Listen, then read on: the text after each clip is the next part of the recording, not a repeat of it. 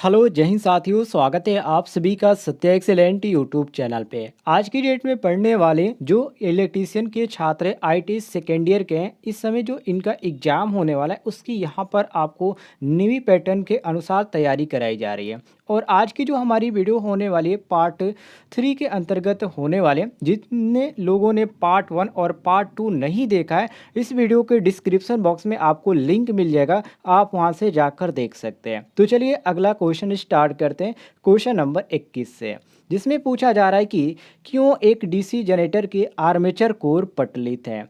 DC जो armature का core होता है डीसी जनरेटर का, वो पटलित होता है, आप सभी को मालूम होता है। लेकिन यहाँ पर जो पूछा जा रहा है कि रीजन ऐसा क्या है कि इसको पटलित किया जाता है। तो साथियों ध्यान रखिएगा, पहले तो आप जान लीजिए कि पटलित मतलब क्या होता है। पटलित का मतलब ये होता है कि लेमिनेशन, और आर्मेचर को लेमिनेटेड करने का कारण ये होता है कि इसमें जो भंवर धारा हानि होती है उसको कम करना है। ठीक है, उसमें क्या करना है, भंवर धारा हानि को कम करना है। और भंवर धारा हानि जो है आपका कम कैसी होगी, तो उसके लिए हम यहाँ पर पटलित करते हैं, जिसको हम लेमिनेटेड भी बोलते हैं। तो यहाँ पर आपका सही हो जाता है option number A, sorry option number D बिल्कुल करेक्ट आंसर, भंवर धारा हानि को कम करें।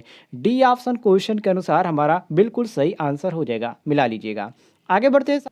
चलिए साथियों, क्वेश्चन नंबर 22 को देखिए, जिसमें पूछा जा रहा है कि डीसी जनरेटर का आर्मेचर प्रतिरोध बहुत कम क्यों है। बहुत कम यहाँ पर क्यों होता है, इसका यहाँ पर रीजन पूछ रहा है। तो देखिए, आर्मेचर का रेजिस्टेंस जो होता है वो लगभग आपका आरए होता है। ठीक है, और आरए का मान क्या होता है, 1 हो जाता है। जो यहाँ पर माना जाता है कि आर्मेचर रेजिस्टेंस का जो मान है वो 1 हो जाता है। तो आर्मेचर रेजिस्टेंस किसको बोलते हैं, आरए को बोला जाता है। और जो सीरीज फील्ड का जो प्रतिरोध होता है वो कितना होता है, वो आपका हो जाता है 10 हो जाता है, जिसको सीरीज फील्ड को आरएक्स से इंडिकेट किया जाता है। किससे किया जाता है, आरएक्स से इंडिकेट किया जाता है। इस चीज़ को भी ध्यान रखिएगा। और ये किस में होता है साथियों, तो ये आपका हो जाता है ओम में। किस में होता है, ओम में। और ये आपका क्या होता है, आरएक्स जो 10 होता है इस ओम से अधिक नहीं मानते हैं। और संट प्रतिरोध क्या होता है दोस्तों, जिसको आरएसएच बोला जाता है, संट प्रतिरोध को जिसको आरएसएच से इंडिकेट किया जाता है, इसमें क्या होता है, ये आपका 100 से 200, ठीक है, 100 से 200 ये ओम में मानते हैं, इसको ध्यान रखिएगा। और यही एक अच्छे जनरेटर की विशेषता होती है, इसको भी आप नोट कर लीजिएगा। और आर्मेचर का जो प्रतिरोध होता है उसका कम क्यों रखते हैं, अब यहाँ पर आते हैं पॉइंट पर कि जो आर्मेचर का प्रतिरोध है उसे हम बहुत कम क्यों रखते हैं, इसका रीजन क्या है। तो देखिए, वोल्टेज का मान अधिकतम मिले, और वोल्टेज का मान अधिकतम कब मिलेगा, जब ईजी बराबर साथियों, मैं यहाँ पर लिख देता हूँ, जब ईजी बराबर V T plus I A into R A. ठीक है, आई ए इंटू आर ए, जिसमें यहाँ पर जो आई ए और आर ए यहाँ पर दिया गया है, ये आपका जब कम होगा तो वोल्टेज ड्रॉप भी आपका कम होगा, तभी तो आपका वोल्टेज का अधिक यहाँ पर मिलने का चांस रहेगा। और आर्मेचर जो वोल्टेज ड्रॉप है ये कम हो, तो इसी के कारण या इसी से आर्मेचर का जो प्रतिरोध है वो कम से कम लेना चाहिए। और इसमें यही पूछा जा रहा है कि डीसी जनरेटर का आर्मेचर प्रतिरोध बहुत कम क्यों है। तो यहाँ पर इसका यही रीजन बनता है कि इसका जो आर्मेचर का जो यहाँ पर दिया गया है, जैसे कि यहाँ पर ऑप्शन में भी आप देख सकते हैं, यहाँ पर दिया भी गया है कि आर्मेचर वोल्टेज ड्रॉप को कम करें, और यही हमने आपको बताया। तो ऑप्शन नंबर बी हमारा क्वेश्चन के अनुसार बिल्कुल करेक्ट आंसर हो जाता है, मिला लीजिएगा। आगे बढ़ते हैं साथियों। चलिए साथियों, क्वेश्चन नंबर 23 को देखिए, जिसमें क्वेश्चन नंबर 23 में पूछा जा रहा है कि डीसी जनरेटर को घड़ी की दिशा में ही क्यों चलाना चाहिए। मोस्ट इंपॉर्टेंट क्वेश्चन है, आप सभी लोग ऑप्शनों को भी ध्यान से देखते जाइएगा, क्योंकि ऑप्शन आपका इंपॉर्टेंट है। जो परीक्षा में ऑप्शन दिखाया जाता है इसी से छात्र जो होते हैं कन्फ्यूज हो जाते हैं। सबसे पहले आप जान लीजिए, आपने अवशिष्ट का चुंबकत्व का नाम सुना होगा। ठीक है, क्वेश्चन नंबर 23 के अनुसार हम बात कर रहे हैं। देखिए, अवशिष्ट चुंबकत्व का आपने नाम सुना होगा। अब देखिए, यह आपका अवशिष्ट जो चुंबकत्व होता है, ये जनरेटर को बंद करने के बाद में भी उसकी जो फील्ड वाइंडिंग होती है उसमें अवशिष्ट चुंबकत्व यानी कि कुछ चुंबकत्व जो होता है वो शेष रहते हैं। और ये जो आपका होता है, इसको जो लगभग यहाँ पर माना गया है मुख्य फ्लक्स की तुलना में, इसको 10% माना गया है। कितना साथियों, 10% माना जाता है।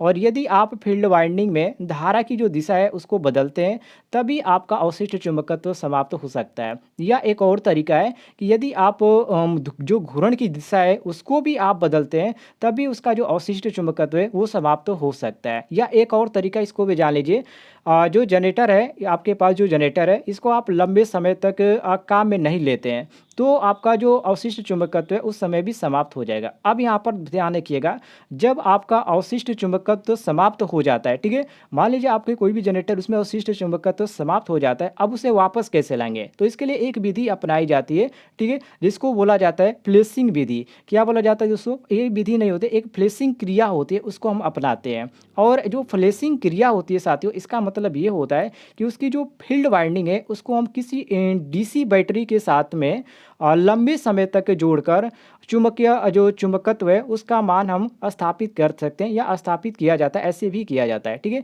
मतलब हम कह सकते हैं कि अवशिष्ट चुंबकत्व की जो निर्धारण है, यानी कि उसकी जो रक्षा करने के लिए जनरेटर को क्या किया जाता है, क्लॉकवाइज चलाना चाहिए। ये सबसे बड़ा इसका रीजन बनता है। और ये देखिए यहाँ पर दिया भी गया है ऑप्शन नंबर, यहाँ पर ऑप्शन नंबर यहाँ पर दिया गया है रक्षा करने के लिए या नुकसान से सॉरी, यहाँ पर देख सकते हैं बी ऑप्शन दिया भी गया है कि अवशिष्ट चुंबकत्व की रक्षा करें। तो ऑप्शन नंबर बी हमारा क्वेश्चन के अनुसार बिल्कुल करेक्ट आंसर हो जाता है, मिला लीजिएगा। आगे बढ़ते हैं साथियों क्वेश्चन नंबर 24 पे।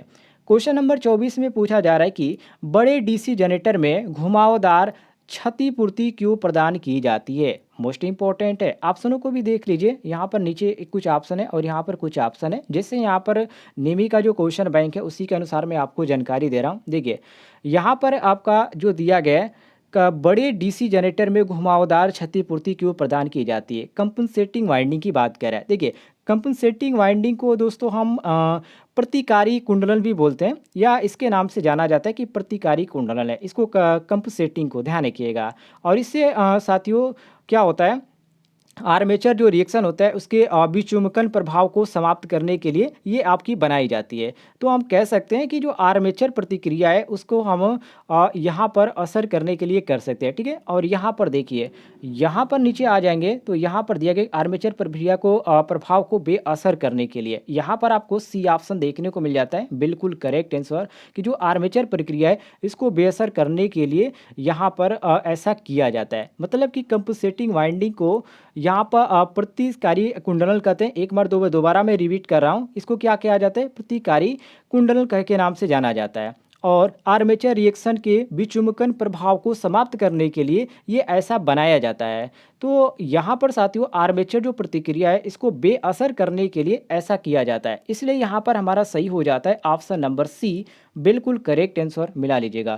क्वेश्चन आपके सामने ऊपर बड़े डीसी जनरेटर में घुमावदार क्षतिपूर्ति क्यों प्रदान की जाती है? तो यहाँ पर आपका सही हो जाता है सी ऑप्शन, कि आर्मेचर प्रतिक्रिया प्रभाव को बेअसर करने के लिए ऐसा किया जाता है। सी ऑप्शन करेक्ट आंसर हो जाएगा। क्वेश्चन नंबर 25 को देखिए साथियों।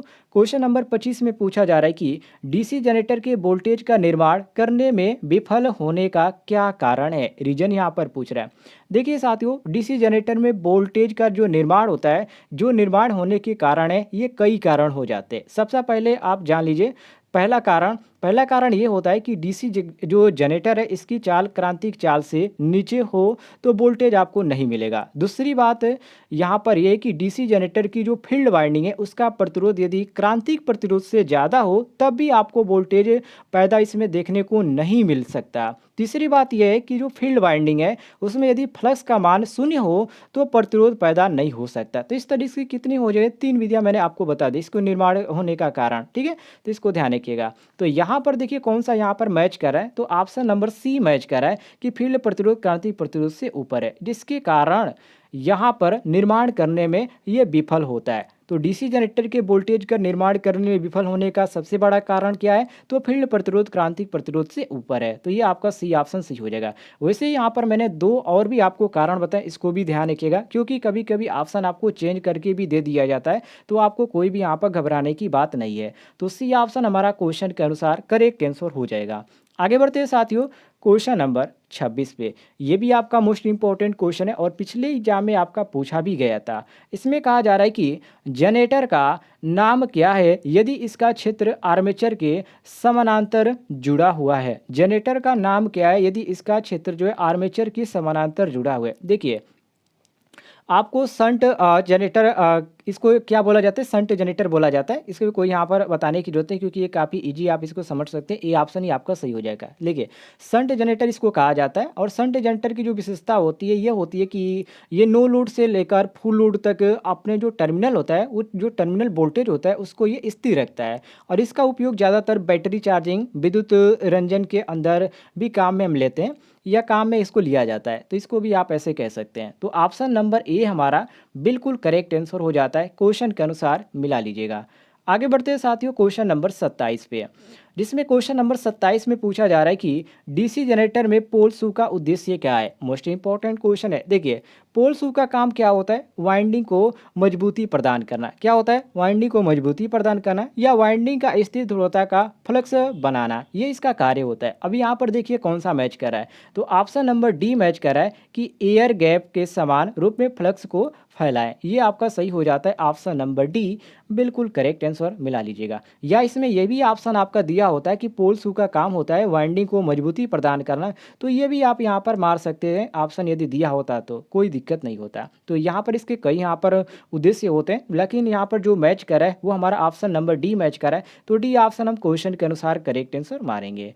आगे बढ़ते हैं साथियों, क्वेश्चन नंबर 28 पे।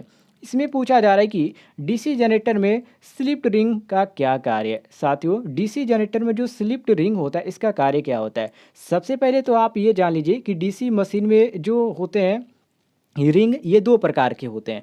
मान लीजिए आपका ये डीसी हो गया, ठीक है, इसके कितने हो जाते हैं साथियों, ये दो हो जाते हैं। एक जो आपका होता है स्लिप्ड रिंग होता है। क्या होता है साथियों, एक आपका हो जाता है स्लिप्ड रिंग और दूसरा आपका जो हो जाता है उसको हम सिप्लिट बोलते हैं। क्या बोला जाता है, सिप्लिट बोला जाता है। अब देखिए यहाँ पर जो सिप्लिट का कार्य होता है ये आपका एसी को डीसी में बदलता है।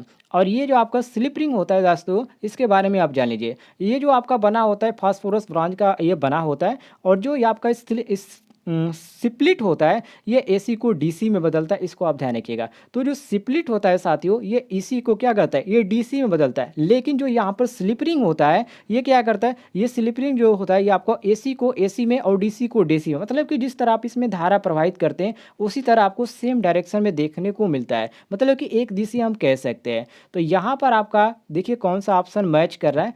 यहाँ पर आपका बी ऑप्शन मैच कर रहा है कि धारा को एक ही दिशा में एकत्रित करना। यहाँ पर देख सकते हैं कुछ यहाँ पर नीचे लिखा गया एक दिशा में धारा एकत्र करना, और यहाँ पर कुछ ऑप्शन है, यहाँ पर दो पार्ट में हो गया। तो यहाँ पर आप देख सकते हैं इसमें आपका बी ऑप्शन सही हो जाएगा कि धारा को एक दिशा में एकत्र करना। ये आपका बी ऑप्शन करेक्ट आंसर हो जाएगा। आगे बढ़ते हैं क्वेश्चन नंबर 29 पे। क्वेश्चन नंबर 29 में पूछा जा रहा है जनरेटर में ब्रश बनाने के लिए किस सामग्री का उपयोग किया जाता है। जो जनरेटर होता है साथियों उसमें ब्रश बनाने के लिए हम किस सामग्री का उपयोग करते हैं। काफ़ी इजी क्वेश्चन है। देखिए, जनरेटर में ब्रश बनाने के लिए दो सामग्री के काम में हम लेते हैं। एक तो आपका कार्बन होता है और दूसरा आपका ग्रेफाइट होता है। और इस प्रकार की जो ब्रश होती है वो किसकी बनाई जाती है, वो कम क्षमता की जो मशीनें होती है इसमें उसके लिए कार्बन और ग्रेफाइट का प्रयोग किया जाता है और इसी का बनाया भी जाता है। तो कार्बन और ग्रेफाइट जो यहाँ पर दिया गया है वो ऑप्शन नंबर बी दिया गया है। तो बी ऑप्शन हमारा क्वेश्चन के अनुसार करेक्ट आंसर हो जाएगा, मिला लीजिएगा। आगे बढ़ते हैं क्वेश्चन नंबर 30 पे, जिसमें साथियों क्वेश्चन नंबर 30 में पूछा जा रहा है, मैं इसको जूम कर देता हूँ, ध्यान से देखिएगा। इसमें पूछा जा रहा है कि क्यों डीसी जनरेटर अपने अवशिष्ट चुंबकत्व खो देते हैं। इसका कारण क्या है कि ये खो देते हैं। तो देखिए मैंने आपको बताया अभी आप देखे होंगे पिछले में, जो कि मैंने आपको इसके बारे में पूरी जानकारी दी कि जो अवशिष्ट चुंबकत्व है इसके कई यहाँ पर होते हैं। इसके चुंबकत्व खोने के कारण आपने यहाँ पर 23 नंबर का क्वेश्चन जो था इसको यदि आपने ध्यान से देखा होगा तो मैंने इसमें आपको पूरी जानकारी दी थी कि क्यों ये खो देता है या इसको आप कैसे पा सकते हैं और इसके जो दोष होते हैं इसको क्या बोला जाता है। तो मैंने आपको इसके बारे में पूरी बताया कि जो घूर्णन की दिशा है उसको भी आप बदलेंगे तभी आपका जो अवशिष्ट चुंबकत्व है वो समाप्त हो सकता है। या कई मैंने आपको रीजन बताया जो कि क्वेश्चन नंबर 23 को जो छात्र ध्यान से देखे होंगे वो आसानी से आप इसको आंसर बता सकते हैं। तो जितने भी छात्र इस वीडियो को देख रहे हैं सभी लोग क्वेश्चन नंबर 29 का आंसर आप कमेंट बॉक्स में बताइएगा। ऑप्शन आप देख लीजिए, ऑप्शन आपके सामने है, ठीक है। जिसमें पहला ऑप्शन है स्टील और ग्रेफाइट, और बी ऑप्शन यहाँ पर दिया गया है कार्बन और ग्रेफाइट। और यहाँ ये तो आपको मैंने बता दिया, यहाँ पर 30 वाला था, ठीक है, क्यों डीसी जनरेटर अपने अवशिष्ट चुंबकत्व खो देता है, इसको आपको आंसर बताना है। यहाँ पर तो मैंने आपको 29 का बता दिया है, 29 का कार्बन और ग्रेफाइट मैंने बता दिया है। अब यहाँ पर 30 का आंसर आप सभी को कमेंट बॉक्स में बताना है। देखते हैं कितने लोग इसका सही आंसर दे पाते हैं। क्वेश्चन नंबर 30 का आंसर बताइएगा सभी लोग कमेंट बॉक्स में।